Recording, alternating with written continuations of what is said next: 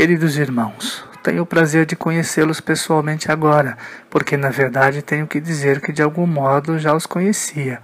Não faz muito tempo que me foram apresentados pela congregação para os bispos ou pelas igrejas orientais.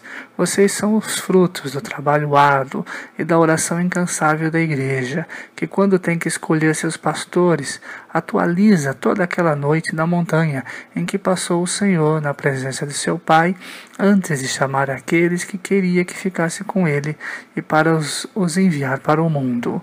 Por isso agradeço na pessoa dos senhores cardeais, Coelete e Sandri, todos aqueles que ajudaram a preparar a sua escolha como bispos e não pouparam esforços para organizar esses dias de encontro, certamente frutíferos, nos quais se saboreia a alegria de ser bispo, não isolados, mas em comunhão, de sentir-se a corresponsabilidade do mistério episcopal e da preocupação de toda a Igreja de Deus. Conheci o vosso currículo e tenho grandes esperanças em seus desempenhos. Agora finalmente posso comparar o primeiro momento que tive conhecimento, pelas cartas, e depois de ter ouvido falar de vocês, posso pessoalmente ouvir o coração de cada um e de fixar o olhar em cada um para ver as muitas esperanças pastorais que Cristo e a sua Igreja colocam em vocês. É bom ver refletido no rosto do mistério de cada um e poder ler o que Cristo revela em vocês. É reconfortante constatar que Deus não deixa faltar para a sua noiva pastores segundo o seu coração. Queridos irmãos, o nosso encontro se realiza no início desta caminhada episcopal. Já é passado o espanto suscitado por sua escolha. Estão superados os primeiros medos, quando seu nome foi pronunciado pelo Senhor. Também as emoções experimentadas na consagração agora estão gradualmente depositados na memória, e o peso da responsabilidade se adapta de qualquer modo, apesar de seus ombros frágeis. O óleo do Espírito derramado sobre sua cabeça ainda cheira, e ao mesmo tempo desce sobre o corpo das igrejas que vos foi confiado pelo Senhor. Você já sabe que o Evangelho aberto sobre suas cabeças se tornou a casa, onde você pode habitar com o Verbo de Deus. E o anel em sua mão direita, que por vezes demasiado apertado, ou às vezes corre o perigo de escorregar, possui, no entanto, o poder de unir a sua vida a Cristo e sua esposa.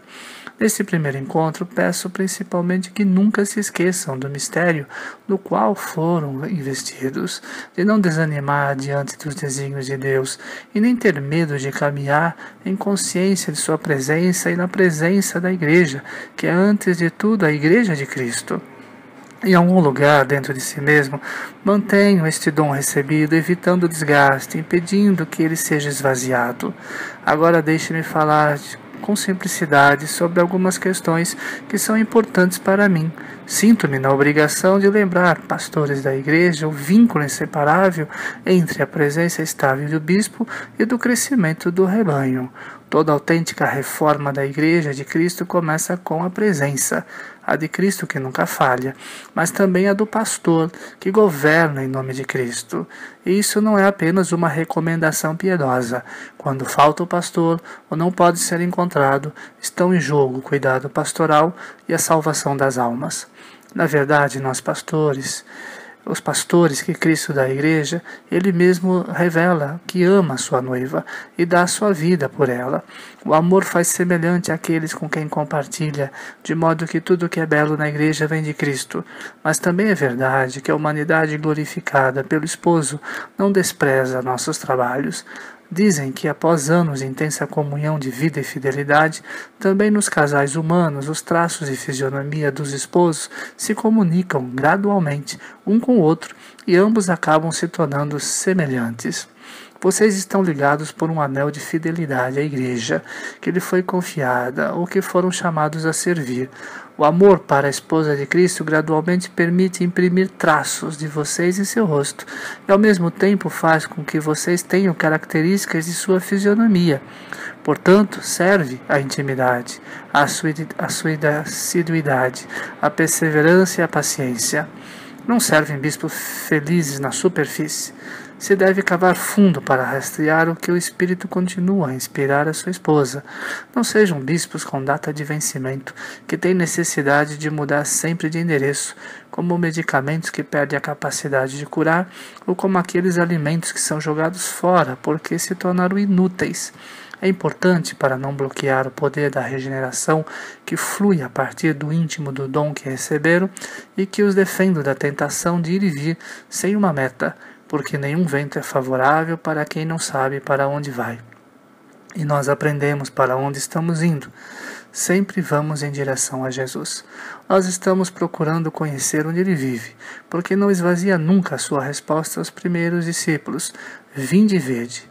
Para habitar plenamente nas suas igrejas é necessário habitar sempre nele e dele não escapar. Permanecer na sua palavra, na sua Eucaristia, nas coisas do seu Pai e, sobretudo, na sua cruz.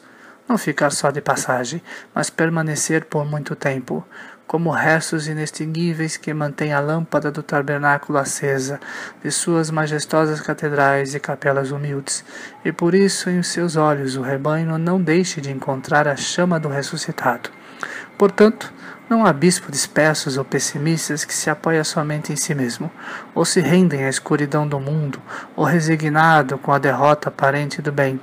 Jamais gritarão em vão que o forte foi atacado.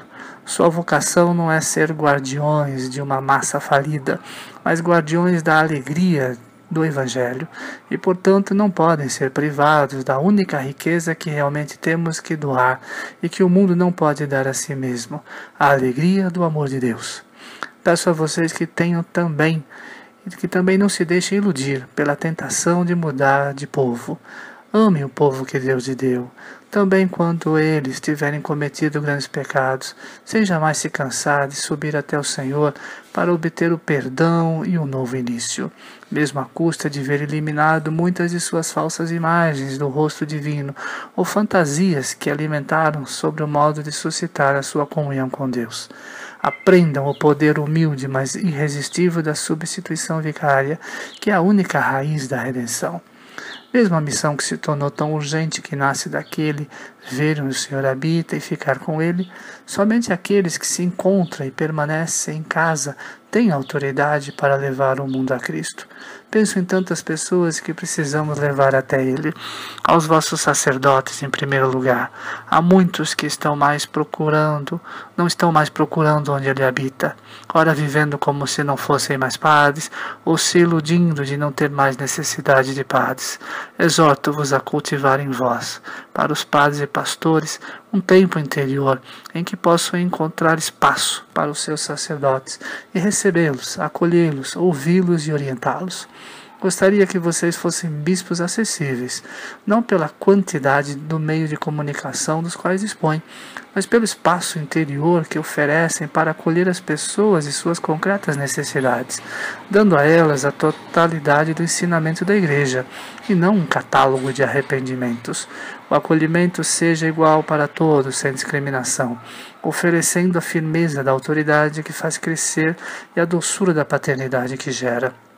E, por favor, não caiam na tentação de sacrificar sua liberdade, circundando-se de cortes ou de coros de consenso, pois nos lábios do bispo a Igreja e o mundo têm o direito de encontrar sempre o Evangelho que nos liberta.